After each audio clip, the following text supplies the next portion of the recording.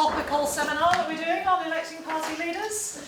I am Meg Russell from the Constitution Unit, and I'm chairing this evening's event.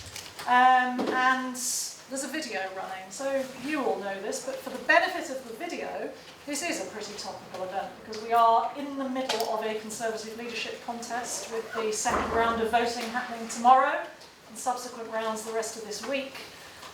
So the prescience of Robert Hazel, who organised this seminar, is once again proven in his ability to connect with the real world. We have a terrific panel here this evening. I'll just run you very briefly through who we've got. We're going to go in this order coming down the platform. Tim Bale, who is Professor at Queen Mary, University of London, who is a well-known party expert. He's written at least 2 books on the Conservative Party and at least 1 book on the Labour Party. That's right, yeah. 2 books on the Labour Party. You can claim more if you like, who will say a bit about Conservative leadership contests, which might be of relevance to what you're thinking about in the room this evening. We will then move to Mark Pack, who is an absolute expert in all things Liberal Democrats, and of course there are 2 party leadership contests happening at the moment. The Liberal Democrats, and indeed maybe there's another one because UKIP, but we're not talking about that. Mark is the editor of Liberal Democrat Newswire and a previous editor of Liberal Democrat Voice. He's very present on social media talking about, with a tremendously expert voice, all things Liberal Democrat. He's also the author of 101 Ways to Win an Election. Next up will be Jess Garland, who's the Director of Policy and Research at the Electoral Reform Society, and did her PhD at the University of Sussex 2014, I think? No, last year, finished. Finished last year, wow, so very fresh, on organisational reform in the Labour Party.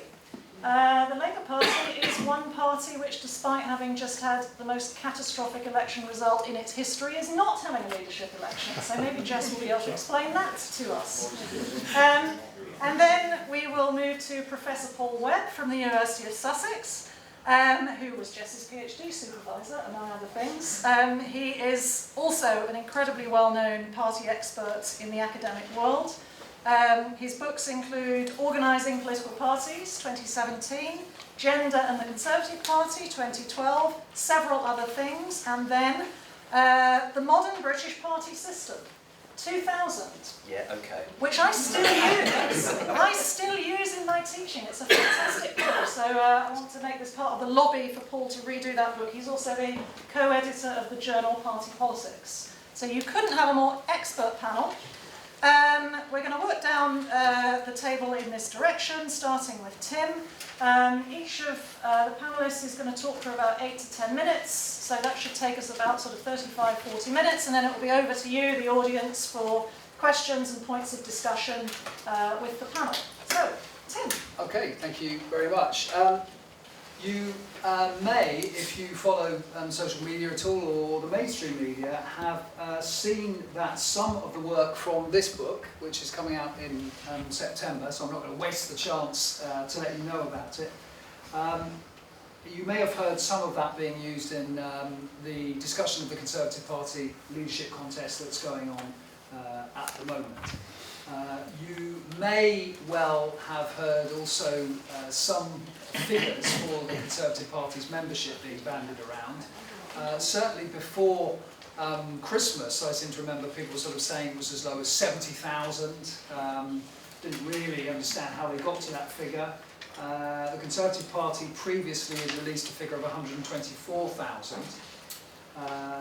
And a couple of weeks ago in the Telegraph and indeed on social media, but lots of people missed it, the Conservative Party declared that it had 160,000 members. Now there is some dubiousness, particularly from left-wingers on social media about that figure. I today have been tweeted at and been told that it can't be more than 50,000. And also, you know, why would I believe the chairman of the Conservative Party when he says it's 160,000 because all Tories are born liars, it's in their DNA, I'm quoting. There are a number of reasons why I think the figure is reasonably accurate, and these are they. First of all, leadership contests do tend to encourage people to join political parties because it's one of the few rights and privileges that members have, particularly in the Conservative Party, where they have absolutely no say on policy at all. And given that this leadership contest has been long awaited and anticipated, it wouldn't at all surprise me if people had been joining over the last few months in order to be able to vote. Now, not all of them will be able to vote, but a good deal of them will. And the second reason that I tend to think that that figure is correct is because Brandon Lewis and CCHQ have been doing an awful lot of work over the last 2 years trying to move their membership system towards a kind of centralised online affair. It has been a very ramshackle system in the Conservative Party. It's not really managed to catch up with the developments in other parties for recording and centralising membership, but they're getting there, and I think there is some improvement in the accuracy of the figures. And then thirdly, unless Brandon Lewis is really, really stupid, I cannot believe he is going to release a figure of 160,000, knowing that in a few weeks' time, ballots are going to go out to members, and we are going to know by the end of July exactly how many members the Conservative Party have, in the sense of how many people did they send ballots out to in order to be able to conduct this election. So, you know, the idea that he would put out a massively inflated figure only to be, you know, caught out for, 6 weeks later strikes me as unlikely, but who knows. So what do we know about these members who have such a big role in choosing not only the next leader of the Conservative Party, but for the first time ever, the Prime Minister of a country? Well, if you've been following some of what we've been saying, as I say, the stats are in this book, you will know that although it's quite easy to caricature them and sort of suggest that they're all Colonel Blimps, or they're all blue-rinsed dragons, or they're all oleaginous Tory boys on the make, they are nevertheless, I think it is fair to say, very unrepresentative of the population as a whole. They are overwhelmingly middle class. Now, most people in the population would be described as middle class, objectively, in as much as you can be objective, but 85%, or just over 85% of Conservative Party members are ABC1 voters. Okay, so they are pretty middle class, they're pretty well off, they are relatively speaking quite old, although not as old as some people imagine. Again, you see figures of sort of 70-something banded around in the media. The average age, as far as we can make out, is 57, although that still means that 4 in 10 of them are of basically retirement age. Whether or not they're retired is another matter. They are overwhelmingly white British. So around 97% of them qualify as such or identify as such. Now that clearly is quite unrepresentative of a population which is now something like, I don't know, 10-15% ethnic minority. But it is not actually that unusual for political parties. Ethnic minority participation in political party membership is very low in this country. Even if you look at the Labour Party or indeed the Liberal Democrats, it's only 95%. It's 95% white British in those parties, so the Conservatives aren't unusual in that respect. They are not only demographically rather unrepresentative, they're also geographically quite unrepresentative. The majority of them, by some distance, live in the southern half of the country. They're also ideologically pretty unrepresentative as well. Most of them identify as fairly or very right-wing. They are socially very conservative, so on matters like education, on, if you like, issues of morality, on law and order, they are very, let's put it this way, traditionalist, which makes their love of Boris Johnson, which we'll come on to, quite interesting and possibly paradoxical, talk about that a little bit perhaps in the Q&A. As far as their attitude on the economy and the role of the state, they are also pretty right-wing. Although they called a little bit on austerity, which is one quite interesting finding from our research, they are very, very sceptical about the idea of government redistributing from rich to poor, mainly because they are actually fairly rich themselves, though not all of them. And they would also, I think, be the people who would like to see the state, stay out of the economy as far as possible. They are surprisingly sceptical actually about big business as opposed to small business, which is maybe worth saying as a caveat and qualification. So that's a little sort of pen portrait of the Conservative Party membership. Now, on to the questions that we're being kind of asked to discuss today. Lots of people don't like the fact that these 160,000 very unrepresentative people are choosing our next Prime Minister. I have to hold up my hand and say I haven't got that big a problem with that for a few reasons. The first is that Conservative Party members, while they may be quite unrepresentative of the population as a whole, they are not that unrepresentative of Conservative voters. They are actually really just like many Conservative voters, only more so, and then some, if you like. They are not really, a breed apart. They may be a breed apart from Labour Party members, or Lib Dem members, or Green members, and to a lesser extent even UKIP and perhaps Brexit Party registered supporters, because the Brexit Party doesn't have any members, but they are not so very different from the people who support the party but don't actually join it, particularly from those people who regularly support the party. So in as much as a leader should be representative of the voters who vote for the party, who have the most seats in the House of Commons, I guess it's not really that terrible that the members are electing the leader and indeed the Prime Minister.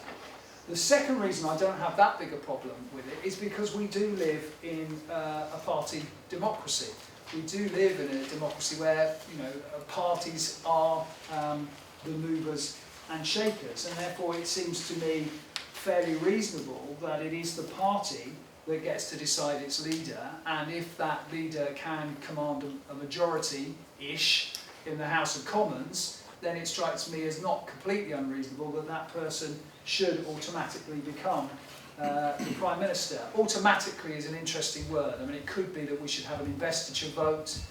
It could be that there will be, indeed, a vote of no confidence. But given that we have a kind of adversarial party democracy in this country, under first past the post, it doesn't seem to me that unreasonable that we don't go for some more consensual, or some would say more democratic form of electing the Prime Minister in this instance.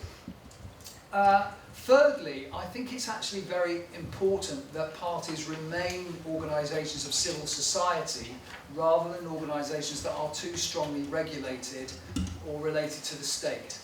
I think it's crucial in some ways that parties get to decide how they get to decide things, and if they want to do it this way, then they should be allowed to do it this way, and I don't think the state should interfere too much in the way that they go about things.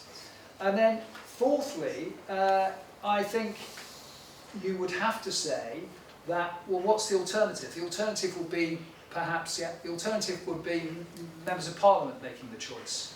Okay? Well, there isn't that much evidence to suggest that party members at the moment are taking a particularly different attitude to the candidates on offer than our MPs. Lots of them seem to like Boris Johnson, but lots of Conservative MPs seem to like Boris Johnson. If you actually look at the difference in attitudes between members, voters and MPs, it's often in fact MPs, as research shows, who are the most ideological of those three groups, the most zealous of those three groups. So I can see the argument that MPs have a direct connection with the electorate, and therefore maybe they should have the final say in who becomes the leader. I can see that argument. But I think it's trumped by some of the other things I've spoken about. The only advantage I think that MPs have is, of course, they see the candidates up close and personal, and therefore they can make a judgment as to their capacity to actually do the job. but it doesn't strike me that MPs in the Conservative Party anyway are at the moment prioritising that particular criteria, or set of criteria. So there isn't this big difference, if you like, between the green benches and the grassroots. Okay. Obviously, that's complicated by the fact that they influence each other. I mean, it's very, very obvious that party members, to some extent, take their cues from MPs, and particularly, celebrity MPs. And it's also, I think, very interesting that MPs also take their cues from party members, whether it's the pressure that comes, during constituency events, for example, whether it's, they perhaps read fantastic surveys of Conservative Party members and therefore know what they're thinking. Who knows? They certainly know that Brexit, and a hard Brexit, and indeed a no-deal Brexit, is very popular among the membership, and therefore it's hardly surprising that they might want to go for somebody who's going to deliver them that solution. Finally, I think it's important to note, however, and maybe it's something that we can talk about afterwards, that if you look at party members, each party's members value slightly different things in leaders, and I'll just finish talking a little bit about that just for 1 minute. So if you look at, if you ask party members, what are the most important qualities in a leader, and you ask them which they rank first, okay? All party members, whichever party they're in, say it's important that people are a good communicator and that they have strong political beliefs. But if you look at Labour Party members, for example, they regard being in touch with ordinary people and appealing to the average voter as more important than Conservative Party members. Conservative Party members, on the other hand, tend to value likeability and intelligence, or supposed intelligence anyway, over Labour supporters. The premium for Conservative Party members is apparently the ability to unite the nation as Prime Minister. And then here's my final point.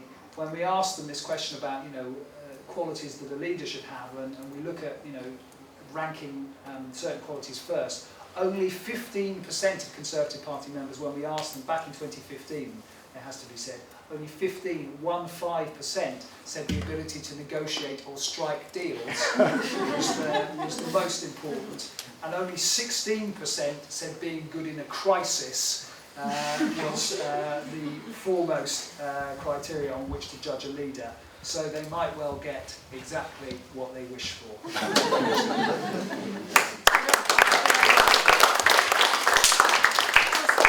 I didn't preface this with was any of the history. In terms of up until the early 1980s, of course, it was members of Parliament who picked their leaders, and so there's a question floating around as to what are we picking a leader of? Yes. And who should be doing the choosing, and why did we undergo this change, and where has it taken us? But we're going to come back to these things in questions, and they may crop up in other people's presentations. Mark, tell us about the Lib Dems.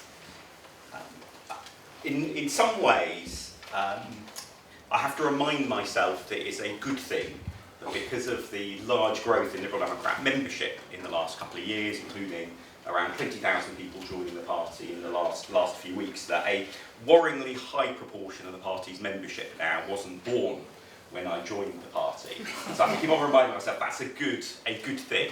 But one thing I was thinking about, reflecting on my time sort of being involved on the inside of both a poacher and a gamekeeper, in that sense, in Liberal Democrat leadership contests, both being somebody in some contests on the staff side and therefore helping run the contest, helping do things like track down, and who was actually posting anonymous comments, attacking one of the candidates to see whether the other candidate's camp was really to blame or not, but then also being on the other side of that in terms of advising and helping with some leadership campaigns. The thing that most struck me, actually reflecting on it over the weekend, was that I'm not sort of that bothered about who the electorate in those leadership contests is. And for three reasons, really. One is, and I'll come on to talk about this in a little bit more detail, just what the impact of the electorate has or hasn't had in Liberal Democrat leadership contests. A second reason, which Tim I think touched on a little bit, is I think if you look at other parties, there's a question about how much has it really mattered who the electorate is in leadership contests. And thirdly, because the thing that it strikes me makes, at least in the Liberal Democrats, a huge difference, is a whole set of other rules around leadership contests that get very little attention. So just in terms of, in the Liberal Democrats themselves, why am I not that excised about exactly what the electorate is for leadership contests? Well, firstly, because I think when you look at the evidence about what the views of Liberal Democrat members are, compared to the sorts of people the party needs to appeal to have a successful general election result, there isn't that big a divergence of views. Now, this may in part be the luxury, as it were, of a political party for whom 25% a general election will be astoundingly good rather than catastrophically awful. But if you look at, for example, the sort of work that Tim and Paul and others have done at the views of Liberal Democrat Party members, and you compare it with those sorts of parts of the electorate that the Liberal Democrats try to appeal to most, there isn't a massive difference. And in that sense, I think it's hard to see how under any particular slightly different set of rules, the outcomes of previous Liberal Democrat leadership contests would have necessarily been that different, other than the one that was determined by less than 1,000 votes, which, because it was so narrow, well, changing almost anything, including what day of the week the ballot closed, may well have made it, could have made a difference in such a close result. But also, I mean, one of the issues that generated a lot of debate in the party over the last year was this idea of very carefully, never described as taking a leaf out of Labour's book for obvious reasons, but in terms of creating a registered supporter scheme, and the question about whether registered supporters should be able to get a vote in the leadership contest or not. And although I think there is a huge amount of merit in political parties looking to involve much more in their processes people who are not willing to join them, partly because, again, sort of thinking about some of the academic research, there's been the sorts of people who are most willing to join a political party in the UK do skew massively towards essentially most privileged people. So they're more likely to be white, more likely to be male, more likely to be better off. So I think there is a real challenge for all parties, Liberal Democrats included, to try and find ways of involving more people. But, the question about whether people outside the party's membership ranks, who sign up in some way as a registered supporter or whatever, whether or not they get to vote in a leadership election seems to me is a pretty poor basis on which to successfully open yourself up as a party, because leadership elections don't happen that often. And if you really want to open yourself up as a party and involve more people, you can't do it on the basis of something that might happen only once every 10 years. So from the Liberal Democrat perspective in that sense, it seems to me it's easy to place too much importance on who is the electorate for leadership contests. It also strikes me, looking at other parties, that it's not obvious that in that sense Liberal Democrats are particularly anomalous.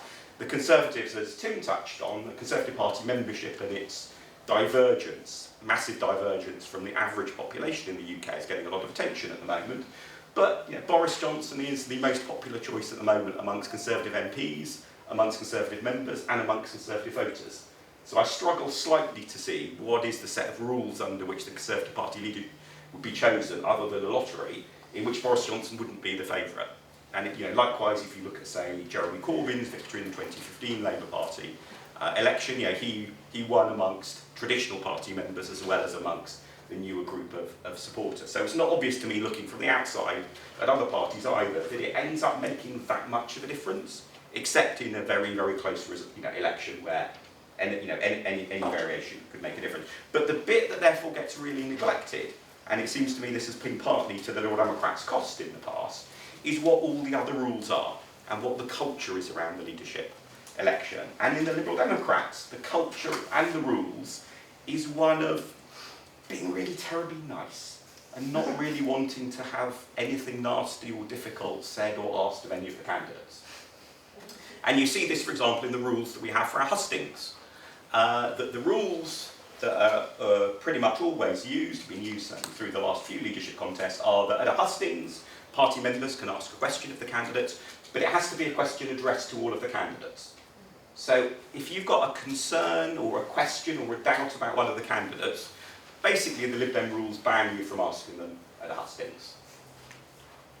You can sort of see, there's a little bit of a justification sometimes if you go far back enough into the sort of dim and distant sort of history as to why that sort of insisting that nobody gets picked on and asked about, aren't you a bit different? Or, oh, you're a woman, could you really do this job? Why those sorts of rules have sort of grown up. But they do basically make it extremely difficult for party members to put leadership candidates on the spot.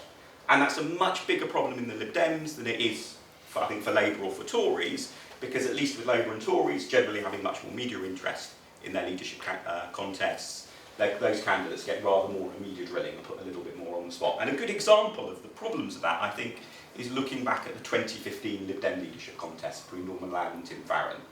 And actually both of them, in a way, got off relatively lightly during that leadership contest. The Tim Farron story, in a sense, is the one that probably everyone in this room is most familiar with, in the sense that he won that contest, and then his first sort of high-profile general election, really in the media spotlight, didn't quite go well. And I think it is fair to say that had the rules of the contest allowed him to be put on the spot much more intensively in that leadership contest, either he might not have won it, or if he had won it, he would have been rather better able to deal with exactly those same sorts of questions when they came from the media a year or two later.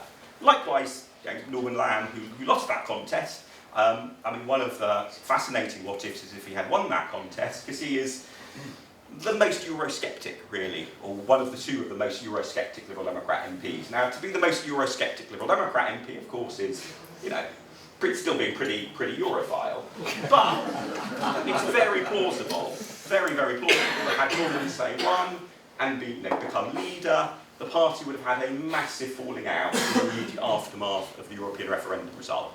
One of the things that is generally forgotten, and I think Tim Farron actually doesn't get as much credit as he deserves, is he took a very strongly pro-European, we're sticking to our pro-European guns, line immediately the day after the European referendum result that has helped pay huge dividends for the party subsequently. Had it been Norman as leader, that almost certainly would have not happened, and it would have been massively controversial, and then we would all be saying, well, why on earth did nobody really grill Norman about how really pro-European or not is he during the leadership election? So I think this broader set of rules is really crucial. And then in the Liberal Democrats, those rules are set in a way that actually makes it quite hard for candidates to really be put through their paces and really put on the spot, unless it's a leadership contest happening at a time of very high media interest in the party, and therefore you get some of those one-to-one media interviews and some of those televised debates and so on to act as sort of a substitute. All of which means that generally speaking, always, the front runner wins in Liberal Democrat leadership contests. So the basic pattern is the front runner in the Tory leadership election doesn't win, the front runner in the Liberal Democrat leadership election does win, but by not nearly as much as everyone thought they would. Without making a firm prediction for the future, for those of you who have not been following the Liberal Democrat leadership contest in huge amounts of detail, the front runner is very widely seen to be Jo Swinson, and generally people think, oh, it's definitely going to be Jo. If history repeats itself, it probably will be Jo, but by a much, much smaller margin than people have gone to expect. But whether or not it is her or Ed Davey, one of the things you can see that's happening at the moment is they're not really being put on the spot and really put through the paces in a way that is risky, is a gamble for the party. And it seems to me, and this is whether you're interested in terms of the health of the political system, or indeed areas for academic study and further research, is there's a whole untapped area there about what are these other rules and what are the internal culture around how the rules operate and what is the difference that they can make. Because I think certainly in the Liberal Democrats, that has been a much bigger factor than the nominal question of who actually gets to vote in the contest, important though that is in principle. Thank you. Interesting. Thank you very much.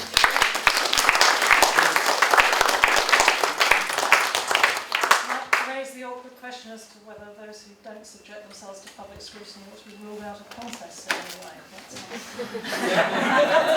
Well, it worked really well for Theresa May, so Jess, think on that Labour. Yeah, well, Quite a where summary. to start? Yeah.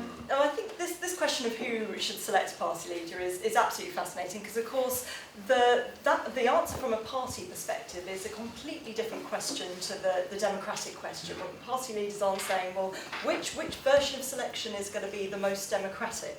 They're asking a whole range of different questions, because as Tim said earlier, parties being private organisations, they can and probably should make their own rules. We don't have universal rules that govern it. Some parties, some countries do, but not very many.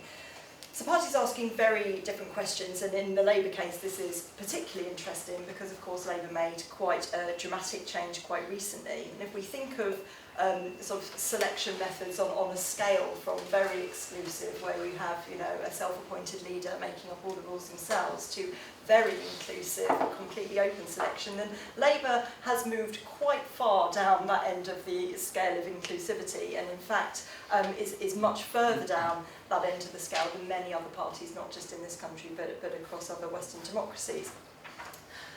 Now, other parties are sort of moving along in that direction, but as I say, Labour has ended up quite far down the end. Sort of understanding why Labour went there is quite interesting, sort of in terms of revealing what questions parties are asking themselves. So just to recap on those changes, as if anyone doesn't know, 2014, Labour moved from the Electoral College, which was a third of the vote for MPs, then union members, then party members, to what was a one member, one vote model, but with the addition of supporters who paid to have that vote and union members who chose to affiliate. But crucially, MPs retained their nomination powers, but those nomination levels were kept quite low. They were 12.5, went to 15, and actually now, since the Democracy Review, have changed again to become even more inclusive with the inclusion of CLPs and trade unions in the nominations. So a really interesting model, and one you won't find many other places, and in some ways almost more inclusive and open than some primaries, where, you know, there's a strict control over nomination and then it's a wide open primary. This is a very open model at sort of both ends of it, as you will. And I sort of agree with Mark that actually, you know, the supporter element, although that was really kind of focused on a lot in the media at the time, probably didn't have the same impact on the outcome as sort of the rhetoric around it would have you believe. But why that model, that very inclusive model, and indeed why change at all? And I think sort of having looked at that process, which was a very long process, it didn't actually begin with the change to the leader selection, actually began way before that with the sort of decision in the party to open up to non-member supporters. That decision came before the leadership election change. But legitimacy is key throughout the whole of this. You know, you often see parties change their selection processes when they've just lost an election. Indeed, the Conservatives moved to the member model that they have now in 1998. And you know, when a party is sort of seen as kind of having suffered electorally, that's often when they have the space and the impetus to change. Certainly was the case with Labour, and of course, you know, there's an electoral benefit to being seen as more democratic, and there's of course the possibility of selecting a more appealing leader as well. And for Labour, there were two other legitimacy issues at this time. Firstly, the leader had been selected under the old system, but hadn't won in all those sections of the Electoral College.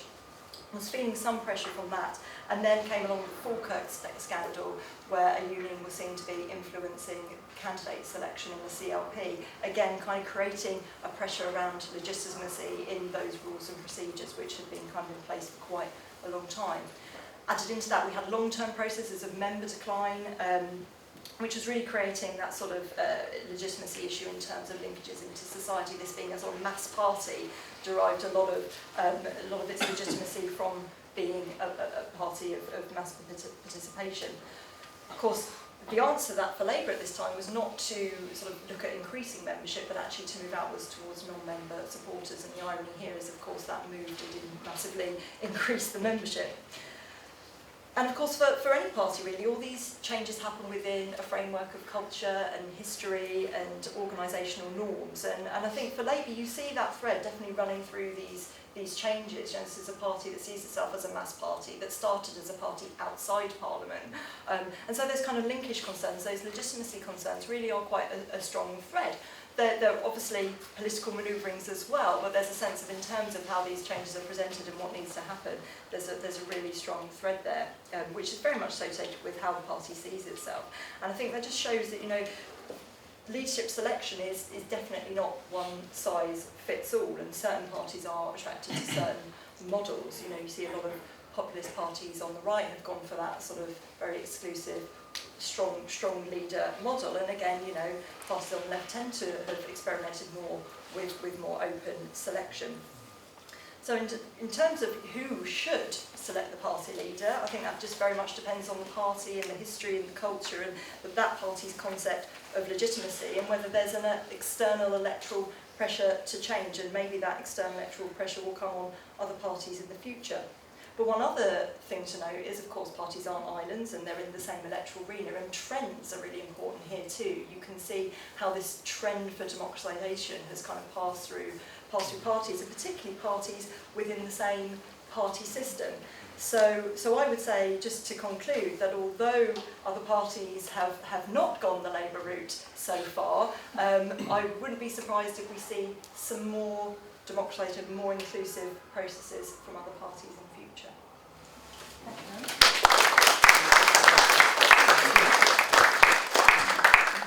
And now Paul, I think, is going to offer us some broader reflections on political parties and their Could I have a slide? internal Thank democracy. you. Okay, Do just you make want sure do it's you want me to move? no, it's okay. I'll try it like this. All right, let me start. Yes, it works. It's fine. Oh, that's not actually. There we are. Okay, there you go. So these are the things that I want to try and do in my few minutes. I want to start actually by moving a little bit beyond the UK, just to try and situate the UK in a broader comparative perspective. So I'm just going to give you one table and show you a little bit of data about how different actually, in many regards, the UK actually is in terms of giving members the kind of decisive say in choosing party leaders. I then want to move on to briefly consider the issue of whether it's appropriate that members should have that right at all in a parliamentary democracy. And we've already had some of the other presentations which have touched on this kind of an issue.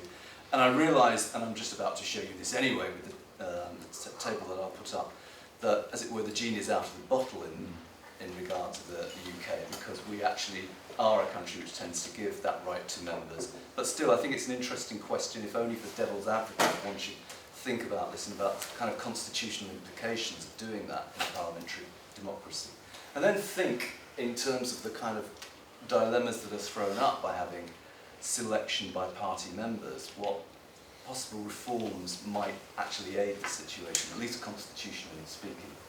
So, okay, so I'm taking some data from a study that was conducted a few years ago. That was studied. It was a study directed by Jean-Benoit Pillet from the Free University in Brussels, and Bill Cross from Carleton University in Ottawa, and they took into account 13 different parliamentary democracies in their study of leadership elections, party leadership elections, nearly 100 parties. And one of the things that they were able to find out was that leadership selection patterns, as just implied, very much follow national patterns. There is very often, actually, in a number of ways when it comes to party organisational issues, there's a kind of contagion that goes on across parties within national boundaries. We find this in a number of things. So, here is the evidence that I was talking about of those 97 parties. You can see that selection by, sorry about this, Jess. You can see that selection, final decisive selection, that is to say, by party members, takes place in just over a third of all of these instances. It's actually outnumbered by the number of instances in which delegates at party conferences or conventions get that final right of decision. There are relatively few instances where the members on their own actually have this decisive pattern, although there are although there are a number of instances in which MPs play a role along with members and sometimes other bodies like party councils, by which I mean some kind of a party body that's actually smaller than a full conference, so an executive or a specially designed forum or convention for the purpose, so to speak. There are a few instances of parties actually opening up their leadership selection process to open primaries, to national primaries, but very few in this particular sample. The Canadian Liberals do it, the Italian Democrats do it, and you might be thinking the French Socialists do it as well, but they're excluded from this because this is the world of parliamentary democracies, and France is a presidential, or at least a semi-presidential system, so it's not exactly the same. But you can see that there are sort of national patterns in this. You can see that the Belgians, the Brits, to some extent the Romanians particularly, like to actually give the party members this decisive right of electing party leaders, whereas the Germans, the Austrians, the Hungarians, the Norwegians like to give the right primarily to delegates based in party conferences or conventions. So I mean that's a kind of picture that just situates, as it were, the British peculiarity in its what broader comparative context. That leaves the question of whether this is an appropriate thing to do. Okay, so here's just a very brief reminder of the nature of the game in a parliamentary system. The up arrows, the thick ups arrows, are supposed to show us, where democratic authority comes from in a parliamentary system. So the electors choose the legislators are the crucial people out of whom the government actually emanates. And then the kind of rather finer down arrows, which you may not be able to see at the back of the room, but they are there, I assure you, just are the reverse of that and indicate where democratic responsibility lies in this chain of accountability. So the executive is directly responsible to the legislature, not to the people, of course, and only indirectly, as it were, to the people via the legislature when it comes when it comes to the next election. Note that there is no chain of accountability to party members in this process. Governments are accountable to legislatures, national legislatures. So, what does this mean? Well, constitutionally, it can throw up, and politically indeed, it could throw up certain kinds of dilemma, I would suggest. The key thing is that, you can end up with a situation in which parliamentary parties are drawn into conflicts with extra-parliamentary parties, where it's the extra-parliamentary party that has the right to select the leader of the parliamentary party, in effect. This was something that the late Robert Mackenzie, who wrote a very famous kind of seminal work on British political parties in the 1950s, warned about shortly before his death in the early 1980s. And he did that in the context, interestingly, of viewing what was going on in the Labour Party at that time. He saw the kind of emergence of a new phase of factionalism.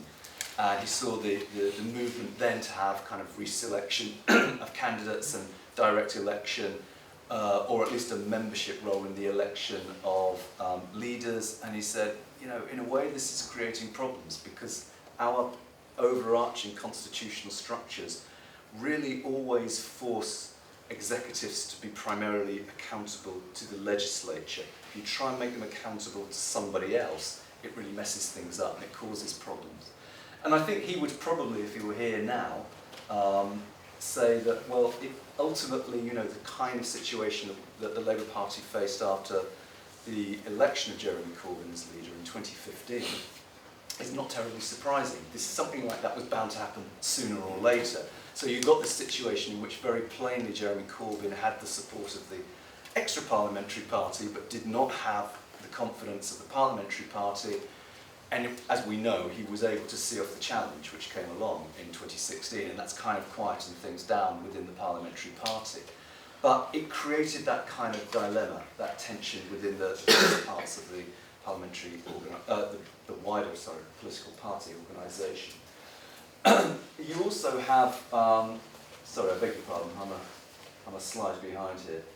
Right, you also have the possible problem that actually both Mark and Tim alluded to a little bit earlier on, when they said, well, you could have a situation, as we do at the moment, where apparently a rather small and very unrepresentative section of the political party gets the right to choose, in this instance, actually rather dramatically and for the first time, an actual Prime Minister. And that of course, can have huge policy implications. And is that the right way to go?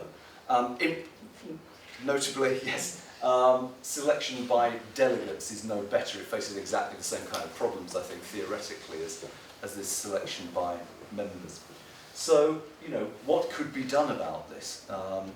If we're to play the game of pretending that we're constitutional engineers and we can try and engineer our way out of this problem by tweaking the institutions.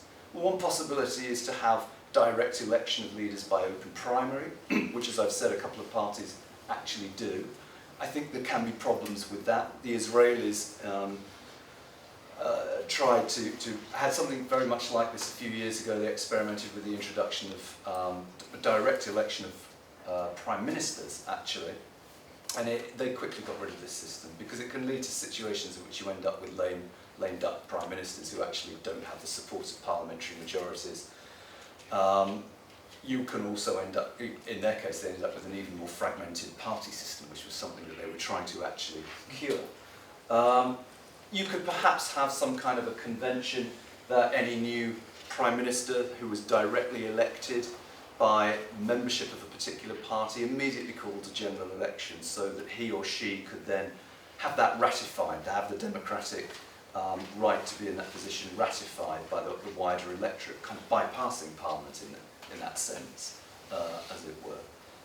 Another possibility is, again, I think this is something that in a way Tim in his comments alluded to, a constitutional convention that any prime minister or leader of the opposition elected by party members should then actually put themselves to the vote of parliamentary colleagues so that their position then is ratified, as it were, by their parliamentary colleagues. Or, you know, one other possibility is to think about, well, maybe if you want a role in selecting leaders for party members, you should ask yourself the question, what do you mean by party leader? And this is, you know, I won't go into the history of this, but a few years ago I was working on another comparative project, and the German members of the team, the German team became particularly angst-ridden about the question of what we meant by a party leader anyway, because they decided there were at least 3 different kinds of people in Germany you might call a party leader. And I suppose if we look at the Dems, I mean, you have a directly elected president of the party who has a number of functions which I probably don't fully understand, but amongst other things, I guess is there to represent the membership to the parliamentary leadership as well. So maybe, you know, you have one kind of election for one kind of leader and another kind of election for another kind of leader. But I'll leave it there for now. Okay. Terrific.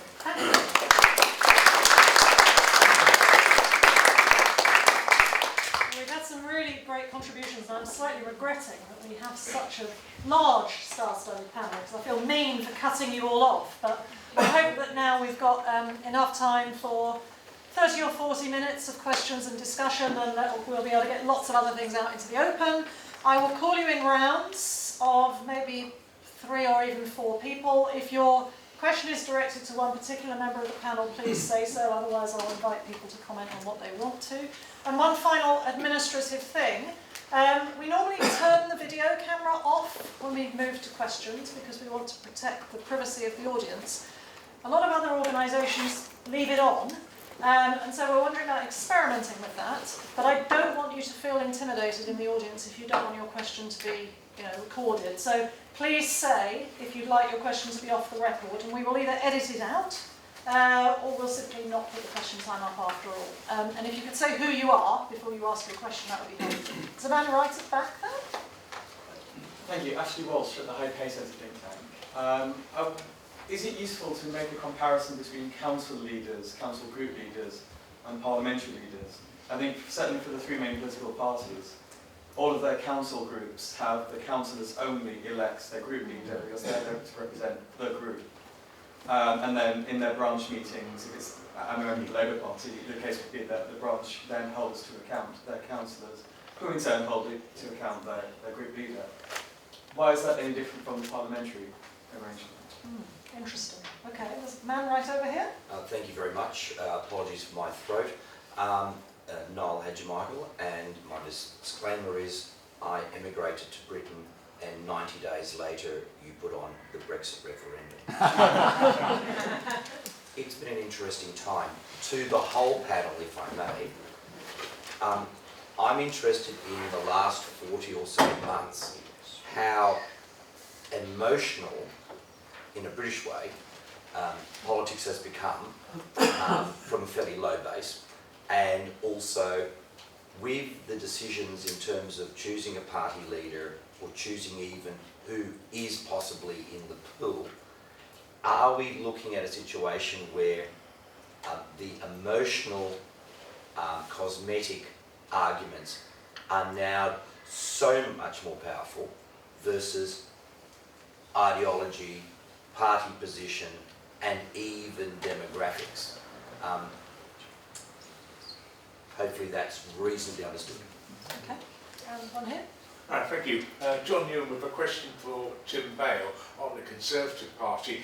Question mark over the numbers. Notwithstanding Brandon Lewis, the Leave EU founder Aaron Banks has quite unashamedly called that is for infiltration of the party, and reflecting upon a YouGov poll which suggested that anything up to 59% of Conservative Party members, not supporters, members, voted for the Brexit Party. One wonders, could you comment further on the veracity of those claims going around the system? Thank you. I was having a wicked thought when we started talking about supporters. Let me throw in alongside that the opposite end of the spectrum, which is if there was a registered supporters scheme in the Conservative Party at the moment, would perhaps Rory Stewart win? Because you could see an opportunity for a Corbyn-like moment. One more question? The man in the turquoise there. Hi. Yeah. Sorry, my name is Pierre Andrews. I study at the London School of Economics. I was reading that in the 1970s, Stark defined the three criteria and when a party chooses their leader as the capacity to unify the party, capacity to win an election, and then capacity, in that order, to govern. Yeah. I was wondering, do you think that is still true, and to what extent those criteria are maybe differentiated between the parliamentary parties and the membership? Interesting. Should we go in the order that you spoke, and then maybe we'll mix it up after? Okay, right. I won't do a lot about council group leaders because I don't know very much about that one. On the question about the kind of emotion of politics, trumping ideology, I mean, it's difficult to separate the two, isn't it? Because Brexit has, in some ways, replaced, really, for the moment, and I don't know if it's permanent or not, what we used to call left-right, although, of course, it does, to some extent, map onto what political scientists sometimes call this sort of liberty or authority dimension, or this cultural dimension. As far as whether it's impacting on people's decisions as to who to vote for, I mean, clearly Brexit for the Conservative Party, and it gets to questions that we've already touched on, has become so important to them that it's blotting out everything else. And I mean, in some senses, I'm answering all the questions here, and it does seem to me that Stark's criteria are to some extent operating in the sense that it almost certainly for party unity requires a Brexiteer and a hard Brexiteer now to be elected to the leadership of the Conservative Party. So it's working in that respect. In terms of electability, it's also working at least at the level of perception. I mean, I think a lot of Conservative Party members and MPs are rather stuck in a time warp and believe that Boris Johnson is the Boris Johnson of 2012, the have I got news for you, stuck on a tripwire at the Olympics, Boris Johnson, and not the Boris Johnson who led the Leave campaign, who has become, to use the Thai cliche, much more of a Marmite than a Heineken politician. So I think those two are operating, although whether the second one is a realistic judgment is another matter. As to competence, I mean, that is a very, very good question, because it's not as if Boris Johnson is an unknown quantity in that respect. It's possible just about to make the argument that he made a reasonable fist of the London mayoralty because he delegated and didn't make a complete hash of it. But we know, as far as his tenure at the Foreign Office goes, that he simply was not up to that job. We also know, and we don't really need to be too subjective about this, that he is actually a very poor parliamentary performer. Yeah. He's not very good in the House of Commons, and that is normally a very, very important criteria, not only for promotion to just ministerial jobs, but certainly for promotion to Prime Minister. I mean, Theresa May was not that terrific, but she wasn't awful. he really isn't very good at all, and that's something that so coming back to your point in some ways, I think emotion is really trumping some things there, but I think the unity and the electability criteria are coming into play. And finally, I'm just addressing John's point. I think it's perfectly possible that party members, may have voted for the Brexit Party in order to sort of, ginger up their own party and get the leadership contest that they badly wanted going. I also think it's perfectly possible that, a large number of the people who have registered as supporters of the Brexit Party could well be members of the Conservative Party. Yeah. It is, there is nothing to stop any Conservative Party member registering as a registered supporter of the Brexit Party. In fact, to be honest, there's nothing to stop quite a lot of party members joining other parties. Who would know? There's not some sort of big controller in the sky who says it. You do make a declaration when you join some parties that you're only a member of that party, and it varies across parties. For example, if you joined UKIP, you had to promise that you hadn't been a member of certain far-right organisations, which poses the question, well, Tommy Robinson, that's why he can't be UKIP leader, presumably, although UKIP are probably beyond the pale for most people now. But that also prompts the question of the Conservative Party membership itself. If the recent YouGov surveys are to be believed, and I have confidence in them, then it could be over a third of Conservative Party members now joined the party after the 2016 referendum. Now, many of them may have been UKIP members who flooded into the Conservative Party. But then again, some of those UKIP members may have been people who joined UKIP after having been Conservative Party members, because so what goes around comes around in some ways. That's absolutely right. So it is a more kind of fluid situation than some people imagine, I think. Don't feel the need to give quite such full answers. Oh, sorry. Tim has, at his own admission, answered all the questions. And we'll get to a second except round. for one, do so throw in some other thoughts. I'll dive straight into Ashley's question about council group leaders, because as I mentioned earlier, I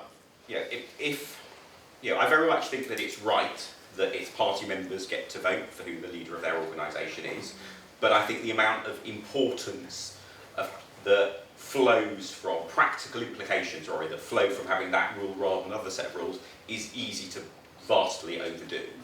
And I touched on a couple of the reasons for that when speaking earlier, but one of the other reasons is the point that you quite rightly highlight, and this is particularly true for the Liberal Democrats, maybe slightly less true as political parties get larger, but broadly speaking, across the last 30 years or so of the Liberal Democrats, except for one very brief period, exceptional period, the people with the most power to change people's lives in the country in the Liberal Democrats have been council group leaders, and people who have been leaders of the council. So that, for example, when the Liberal Democrats ran one of the big, whole set of big cities in northern England, sort of Newcastle, Sheffield, Liverpool and so on, the person who was in charge there, and quite often this was in a cabinet sort of, post-committee structure, cabinet type structure, where actually the council group leader of the majority group on a council has a remarkably large amount of power compared to Prime Minister. All of the checks and balances that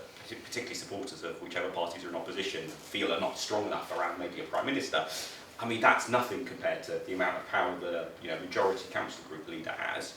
And those people are chosen by very small numbers of people and in very indirect ways. And crucially, the thing that can be even quite sort of poisonous and destructive about that is the electorate. If you have a majority council group, maybe 20 people. It's a very small. Australian politics has quite a reputation for small, incestuous, incestuous politics. But my goodness, actually, those tiny factions in the Australian Labour Party are quite large compared to. So I think. I have in the past tried to persuade my colleagues in the Liberal Democrats to say, actually, no, look, these people have real power. You know, we really talk about how important it is that party members have power. So surely council group leaders should get elected by members. And oh my goodness, the looks of horror you get it. Oh, but no, but members won't. Members won't know who are good councillors and who are bad councillors, who's good and you know. And there's this fantastic just disconnect that people make when they absolutely passionately believe that yes, I should have the right to vote for the member of my party. But oh my goodness, it would be absolutely bonkers to suggest that I can judge the leader of my party, but I can't judge the leader of the council group in the area where I live.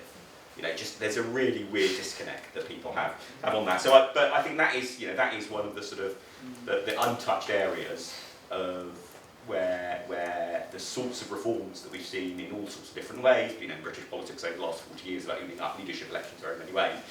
It would be fantastic if some of that moved over to local government as well.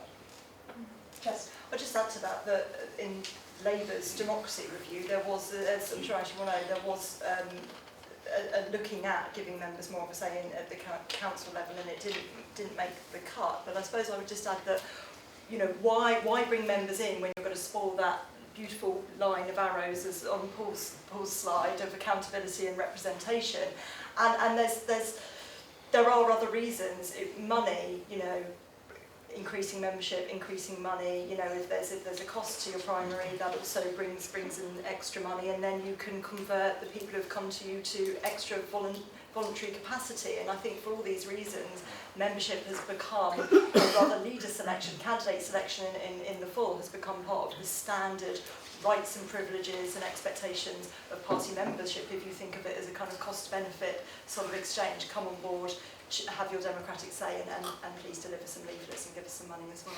So that's the kind of model we've got to. Paul? The only thing I'd add to that really is to say that, you know, whether we're talking about actual council groups or national legislatures and leaders and so on, that you know, even if you took the case I made seriously and thought, well, yeah, maybe you shouldn't be giving members the final decisive right to choose leaders, certainly at least for the big parties, when we talk about the governing party or the you know, the official opposition or whatever. I'm not suggesting for a minute that members should have no influence in the party. I think it's entirely proper that they should have the right to decide on parliamentary candidates, for instance. I also think it's entirely proper that they should have an input into debates within the party about policy directions and so on. They should have their conference debates and motions and all the rest of it. It's questionable, though, whether they should actually formally have the right to kind of give and take the job of the parliamentary leader. That was my only kind of point. You could actually see that as a line of accountability, couldn't you? Which is the same logic that does apply in local government. Yes. Members pick the MPs, and the MPs then pick the leader of the parliamentary party. It's parallel. Yeah. Okay, let's have another round. Yes. My name's John College. Can I come back to this question of scope for infiltration? The wider you make the selectorate, the lower the barriers to entry, the more scope there is for infiltration. So if you have registered supporters, it's much cheaper and easier to be registered supporter than a member. You will have all the group. Or you could go to the American system, where when you register as an elector, you can also register your affiliation. You're under no obligation to vote for that party. It entitles you to take part in their primaries. Now, it seems to me there's scope for two sorts of infiltration, good or bad. There's the good infiltration, where you are genuinely trying to encourage people to shift the direction of a particular party's policy. That may be what Aaron Banks is about. He thinks that a different sort of Conservative leader would be embrace more attractive policies, more appealing to the electorate. But equally, you can have malign infiltration, where you're doing it specifically in order to choose people who you think will damage that party, because actually you're one of its enemies, and you're trying to subvert it from within.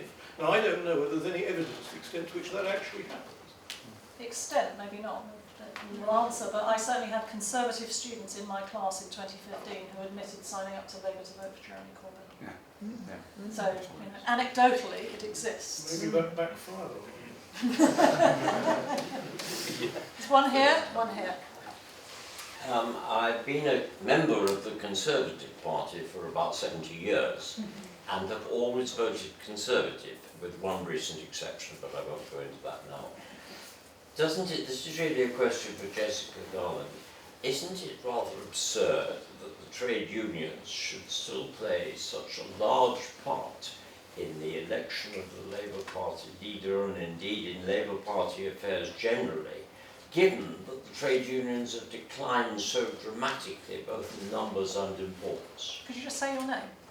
Sorry? Your name. Richard Jameson. And here. My name's Roy Harrington, I'm a retired civil servant. Hard cases notoriously make bad law, but there are a number of things that are happening at the moment simultaneously which would seem likely to test the procedure for an individual political party for the first time, voting in such a way as to appoint a new Prime Minister. If we are to learn lessons out of what I think is the severe strains on our constitution at the moment, we need to learn them, but it's particularly difficult with a number of things happening at the same time. I'd be very interested to know the views of the panel, to what extent in the background to the election procedure that is now going on, it is relevant also to take account of the fact that we do not have proportional representation, that the assumption, which may be represented by the previous question in a way, that we used to have two major parties, and now we've got two major parties which I think are split several different ways. We have one dominant issue which is going to test our constitution in particular ways. And if I could turn that into some particular factual questions, I'm very interested to know in Paul Webb's table which of the democratic nations that he had listed there, the election of or the appointment of a new leader of a party appoints the head of government. And I'd also be interested, and I think I know the answer if I saw the list again to most of them, which of those nations have a written constitution? The thing that I'm sort of leading up to is, I think if we had a written constitution, the argument which is already taking root about whether it would be, there's no legal status to it, the decent thing to prorogue Parliament in order to prevent something which those who prorogued it wanted to prevent without having to listen to Parliament. So one more out there. Thank you, Alan Reddick from the Constitution Unit. Just building on that question, actually, I was very surprised by the claim that who forms the electorate in these elections doesn't matter. Because if we look at the Labour Party, in the last two elections of the Labour Party, had it been MPs only, a different person would have been elected. So clearly it does sometimes matter. So that leads me to the question of, well, why does it sometimes matter and why does it sometimes not matter? What other factors are involved here? Which, picking up on the question just raised, what other factors matter here? So the electoral system is one thing that seems quite likely to matter. If you're an MP in a very safe seat, which is possible under first past the post, then the only threat to you comes from your party members, not from the wider constituency. So that makes a difference. Other rules within parties presumably also matter. How MPs are selected, for example, matters. So I'd be really interested in your thoughts on what are the other rules that are shaping the overall patterns that we see here. Okay, we'll go down the panel the other way. Paul may be just about to say this, and I may be going to steal Paul's line here, but I think I have to come back to Robert. Roy. And say, parties don't elect the head of government in this country. Parliament elects the head of government in this country. We don't have investiture votes, as has already been referred to, but it is kind of ironic, as you say, with the coming together of this set of circumstances, that we've got the first party election ever for a Prime Minister at a time when we have a minority government and the party is not aligned with Parliament to whom the Prime Minister will be accountable. And this is a really unique and very kind of volatile set of circumstances, isn't it? Paul? Yeah, well, I mean, factually I can't answer your first question, to be quite honest, about it, although I presume in most cases there is a similarity in the British case in that you still have to have, if not formal investiture votes, I mean, you still have in a parliamentary system the requirement that, you know, the government has to survive, it has to be able to survive in Parliament, so to that extent it has to have the confidence of Parliament. I mean, I would hazard a guess that most of those cases have written constitutions as well. Yeah. We're unusual. I think, yes, we're very unusual. And we don't have a codified constitution at least. Yeah, that's right. I mean, in terms of the kind of broader sort of constitutional questions, I think that whole area is on the agenda now. I mean, it's been on a lot of people's agendas for quite a long time, for decades. But I think it's becoming, so kind of insidious now. The growth and the number of people who are saying the system is broken in some sense or other. And I mean, at the core of much of it is the question of the Westminster election system, electoral system. I mean, in terms of that, we know what the traditional claims for it, in terms of its strength, are that it delivers single-party governments and strong governments and all that sort of thing. Well, it's hard to look at what's been happening over the last few general elections and agree with that anymore, because Alan is one of our foremost experts on electoral systems, and the likes of John Curtis have also shown us for a number of years that actually the system, for various complicated reasons which really come down to the growth of what used to be called minor parties, and I'm not sure if it's even right to call them minor parties anymore, but at least not the big two parties. Their kind of incursion into the party system just makes the old kind of regularities of things like the so-called cube rule and how shares of the vote and swings of the vote would be translated into predictable kind of changes in parliamentary representation. That's all just breaking down. It's so much more difficult to predict how those things are going to work out, and it's harder, I think, for single parties to gain overall majorities. So that, plus the kind of knock-on questions for the Union, with what's happening in Scotland and possibly Northern Ireland too, mean that the kind of whole constitutional question, which has been getting coming more and more to the forefront anyway, I think, over the last 20 years or so, I think it's kind of shoving its way to the centre of the political agenda. We have some more terrific questions. So we've got the infiltration question, the trade union question.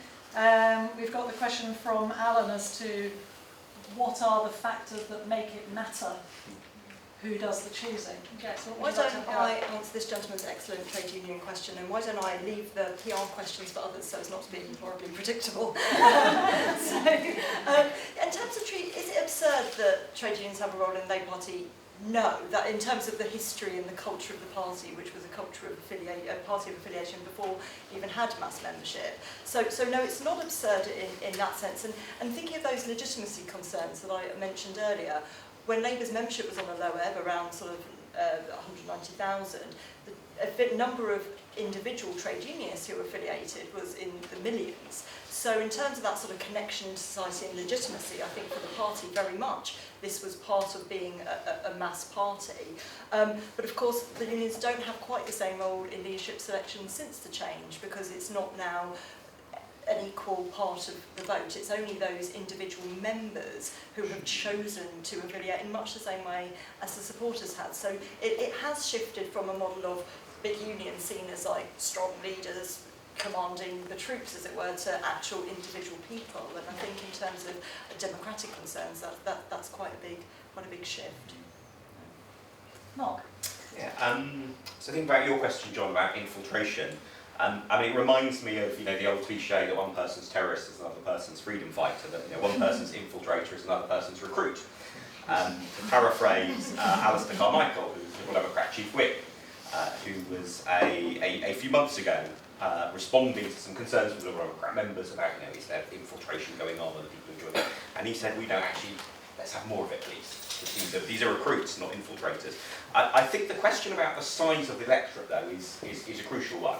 And I think there can sometimes be a slight, maybe even misconception, that changes to how parties operate, that open themselves up to large numbers of people, therefore, in a sense, particularly raise a risk of infiltration. Because actually, the bigger the scale on which something operates, the harder it is for nefarious people to organise it, to undermine it through something dodgy. And and in a sense, you saw this with the Labour Party, with the huge numbers of people that Corbyn attracted. Obviously, there are many people in the Labour Party who sort of felt, well, those are people who didn't have their views. But what was happening there was a large number of people doing something rather than a tiny number of people cunningly manipulating it. And there was maybe a little bit of that perhaps in some of the early days as well, but it was essentially a mass movement of people in that sense, rather than a dodgy plot by a small number of people. And I think the lesson to me from that is actually the best way to deal with infiltration, at whatever level that you're worried about it happening, whatever aspect of politics, is to try and make the numbers involved as large as possible. Because the larger they are, the harder it is to do. And that's why, for example, you see in terms of the internal rules in the Liberal Democrats, that the sort of restrictions and restraints and so on become more relaxed the larger the electorate that's involved. So in the case of Liberal Democrat leadership elections, you can join right up until close of nominations. In terms of selecting parliamentary candidates in winnable seats, you have to have been, at least normally, the rules are sometimes varied a bit and undergoing probably further change again, quite likely, but you have to have been a member for at least a year. And part of the reason for that is actually, without wanting to embarrass any colleagues in particular constituencies too much, you certainly have been able to, on occasion, win a selection in a target parliamentary seat with a 2-digit number of votes. And therefore that's, when you've got that much smaller, then that is, the one person getting 3 people in their household to sign up, suddenly it's quite a big chunk of the winning margin. So I think the general response to concerns about infiltration, which can be a bit overdone, but there definitely are some genuine concerns there, are best met as far as possible by increasing the numbers. And that partly goes back to the point about council groups as well. What is the best way of having things not too much in the sort of cabal of a small number of organisers whose heart may or may not be in the right place, is to have larger numbers of people involved. Terrific. Tim, take your pick. Yeah, I mean, I'm just coming on back at something that Mark said. I mean, the delicious irony of what's happened to the Labour Party, I mean, Jess might correct me if I'm wrong, but was that, what happened in 2015, or just before 2015, when they changed their rules about membership and about registered supporters, etc., was that it was based on a dream of the right. It was the idea that, the more people you could get into the party, the more normal, quote unquote, those people would be. They'd be the kind of people who went to barbecues in the Blair era, and they would actually stop the party being, gripped by an unrepresentatively left-wing minority. And the problem was the left-wing actually realised that was also a game that they could play, and they played it incredibly effectively. And social media intervened. Yes, and you're right, that's right. I mean, and in some ways, we were in a completely different context, you're right, by the time that election, that leadership election took place. I suppose, I think Alan's question is very interesting, what rules do make a difference. And I think, and the question of, why does it sometimes matter who's voting and sometimes it doesn't matter, and what are the sort of small rules that people don't pay much attention to that make a difference, and does the safety of a seat make a difference as well? I mean, it may not be any accident that as the number of marginal seats has reduced over time, which it has, parties have become slightly more extreme in the sense that, a greater proportion of their MPs will therefore be in safer seats, as it were, and therefore, will feel more beholden, if you like, to their selectorates than they are to their electorates in that respect, and that might make a difference to the way that they vote. There's been a very interesting book published actually recently in America by Rosenbluth and Shapiro called Responsible Parties, and they argue there that actually intra-party democracy has been a terrible thing because it's weakened political parties, it's prevented them. Shapiro was here actually. Yeah. I can't remember whether there's a video for that somewhere. Oh, well, there you go, it could be on the Maybe, website, on our exactly. website. And they made the argument that actually parties need to strengthen themselves and maybe, kick back against this trend, as Jess was saying, and Paul was saying, for intra-party democracy. And they may be right in that respect. I mean, I think there is an argument that parties have become so responsive now, or so obsessed with being responsive, that they're less responsible than they used to be. And in some ways, perhaps that's what's going on in the Conservative Party right now. Having said that, they concentrate on intra-party democracy. But the only way that the Conservative Party, to bring it back to the Tory Party, has democratised in recent years is in leadership selection. That's really the only thing it's done. It hasn't democratised in terms of policy at all. So, and it hasn't really democratised in terms of selecting parliamentary candidates. So it's simply at this point. And yet, you could argue that the biggest influence on British policy in the last 10 years have been Conservative Party members in some ways, because they've been pushing and pushing and pushing and pushing their MPs on Brexit. And they in some ways have got what they want. And you can see when you talk to Conservative MPs and when you talk to people in the Conservative Party that members do have quite an influence. Indirectly they do, because when MPs return to their constituencies at weekends, okay, they do their surgeries, but most MPs in their surgeries see people with real problems. They don't necessarily see a kind of representative sample of voters, and they slightly dismiss then sometimes what they see in their constituency surgeries, right? But when they're not doing constituency surgeries, they're often doing party events. Okay, so they're in a bubble with a whole bunch of party members who are giving them, bending their ear about this, that, or the other. And it strikes me as highly likely, that kind of unofficial, informal pressure begins to tell over time. And certainly it has been the case in the Conservative Party, to bring it back to Alan's question. I mean, if you have wanted to become a prospective parliamentary candidate in many seats, you can't, or you couldn't really get up at a selection meeting and raise the EU flag metaphorically and certainly not literally.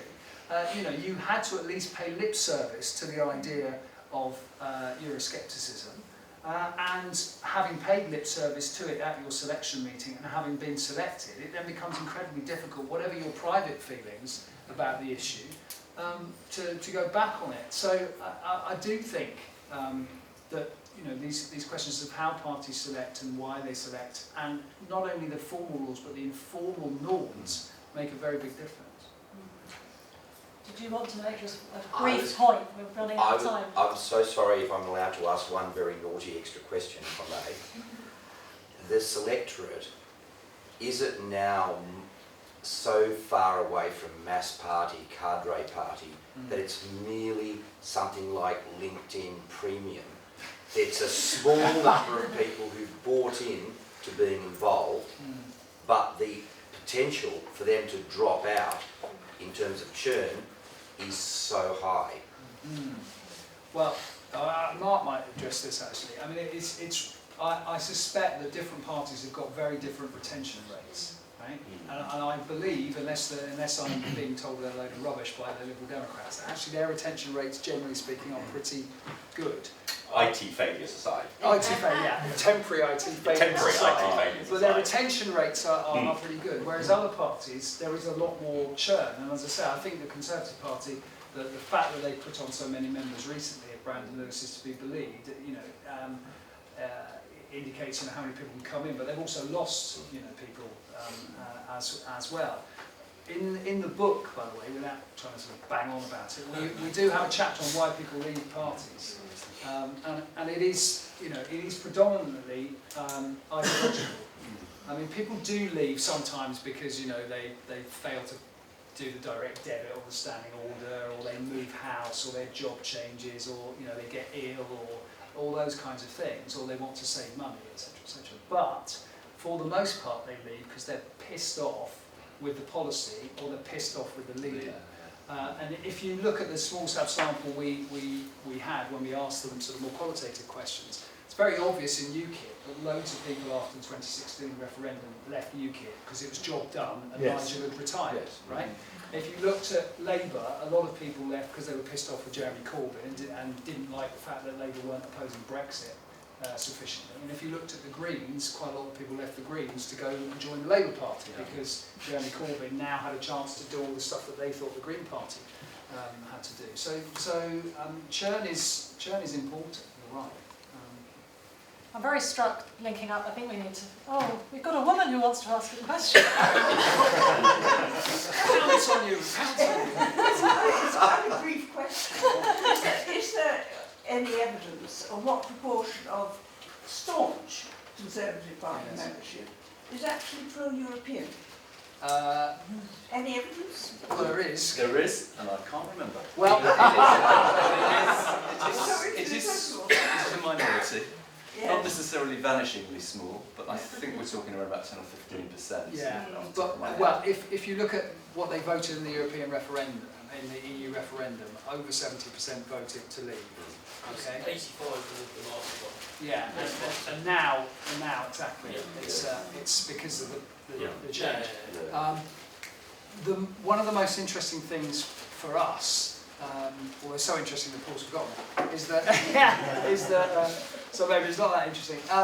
Is that when we asked them in 2015 what they were going to vote in the upcoming EU referendum, right? 66% of them, 2/3 exactly, said they were going to wait to see what David Cameron came back with before making up their minds.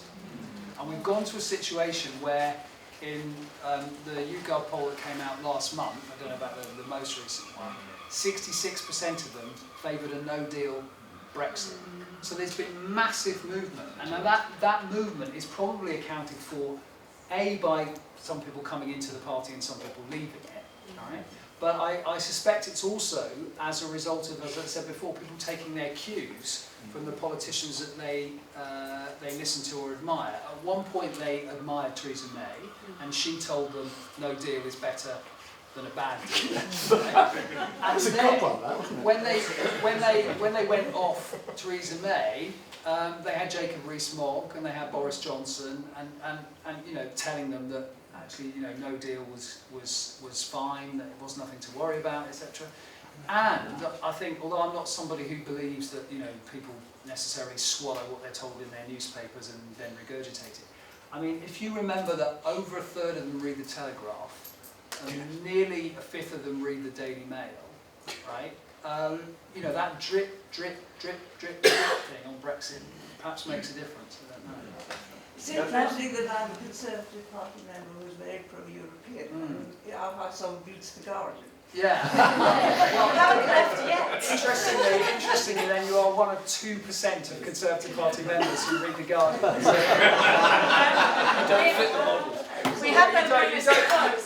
You don't fit the model at all, and you're a woman, so you I was just going to make this connection again between Roy's very important point about this unique set of circumstances that we're in and who picks party leaders, and the fact that actually, I mean, what I didn't say was, of course, historically, parties have picked people who go on to be Prime Minister. It has been pretty much automatic because parties have had majorities. That's a really good point, yeah. And I think this Conservative Party is not in the mindset. You know, it's following the previous mindset, which is that you get to pick the leader and the leader will go on to be the Prime Minister if you are in government. But with respect, is it not also that it's one entirely monopolistic, dominant, overpowering issue, a narrow issue in many respects? Of course. Yes, that is very unusual, you're right. I mean, I can't remember a time when one issue is so completely... That's the principle distorting the factor. oxygen out of everything. Yeah. But connecting to the point that Tim made before, and the point that you made about PR, proportional representation, I imagine that parties under systems of proportional representation privilege the ability to negotiate in their leaders rather more than what Tim told us, that 15%, because they have at the very least to negotiate with other party leaders in order to form coalitions, and that has not been our habit in this country. And so this does look like a sort of, there could be quite a big clash coming here between the culture of reality and the culture of habit in how we pick our party leaders. If I may say so, it's why British politicians don't negotiate in the same way as French. Absolutely, German, absolutely. This is etc. something that the specialists on Europe say. Yeah. Okay, we really must bring it to an end. That has been a fascinating session. It remains for me only to say two things. One is that our next event is not up on our website yet, but it will be on the issue of citizens' assemblies, which have been very much in the news recently. Rory Stewart has promised a citizens' assembly, which he was accused by Dominic Raab of being Venezuelan, I think it is. Well, Alan is a specialist in citizens' assemblies. I don't think we're aware of any happening in Venezuela. But Nicola Sturgeon has announced that there will be one in Scotland on the future of Scotland, and it's I'm going to forget the name of the climate change campaign, that's terrible. Extinction Extinction Rebellion have been calling for one on climate change, and there are a series being set up, so very much in the news. We are expecting our speakers, not yet confirmed, to be Joanna Cherry of the SNP, Lillian Greenwood from Labour, and Graham Smith from the University of Westminster, chaired by Alan here, and we are expecting it to take place on the 1st of July in the evening at Westminster. But watch our website and our Twitter feed for news of that. The only other thing, aside from if you haven't already signed up to the Constitution Unit's mailing list, our blog, if you're not following us on Twitter, please do so. As indicated at the bottom of that sign, the only other thing is just to say thank you so much to our fantastic panel.